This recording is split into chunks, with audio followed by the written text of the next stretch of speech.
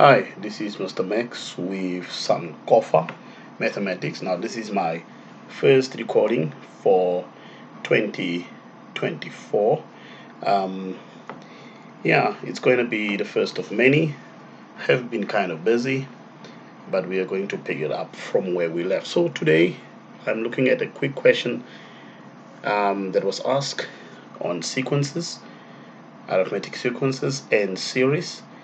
For those of you who do the Namibian AS level and you are following the y equals mx plus c textbook, the question is question 2 of try now 17 on page 57.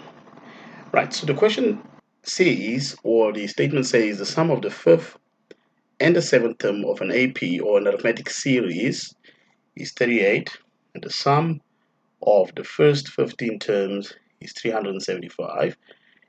Determine the sum of the next 15 terms. So very important, you take note, this is an arithmetic series of few formula that you just have to remember.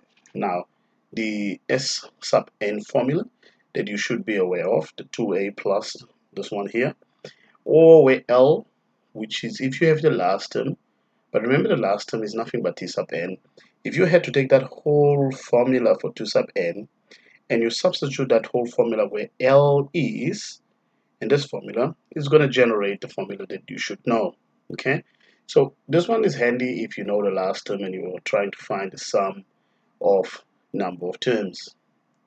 Right, so what do we have? We have got the fifth term.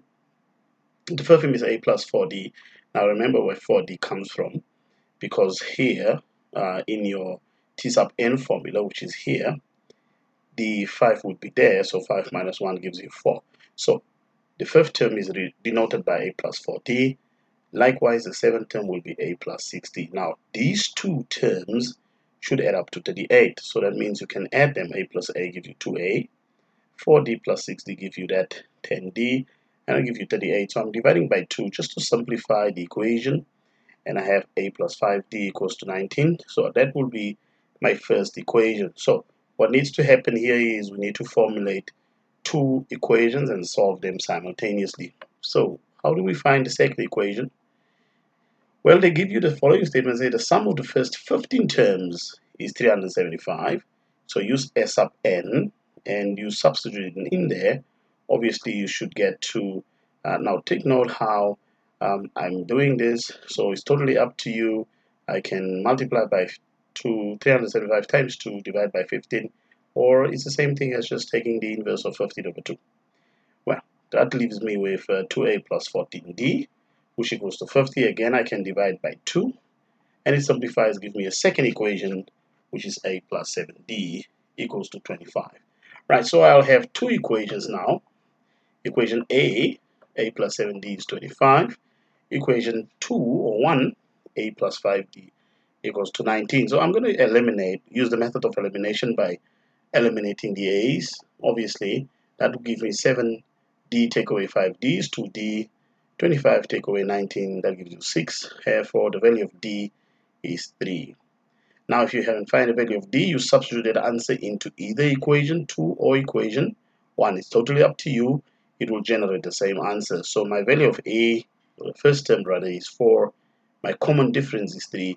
So that will allow me now to find the next 15 terms. Now, how do you find the next 15 terms? Remember, the next 15 terms, you're going to find the sum of the first 30 terms and subtract the sum of the 15 terms. But we know from the statement that the sum of the first 15 terms is 375, so which means I can say the sum of the 30 terms minus 375. That should generate the answer that we are looking for. Right, so using my formula now, also going back quickly, I know my A is 4, my D is 3. So finding the sum of the 30 terms, the first 30 terms, gives me 1425. And so the only thing that is left is for me to subtract 375 from that, and that gives me the sum of the next 15 terms is 1050. Now this is, as I said, a very quick question. You can always pause the video and you can always go back and see how I approach that. Okay, don't forget to subscribe to the channel, and you can drop me a mail if you have any questions.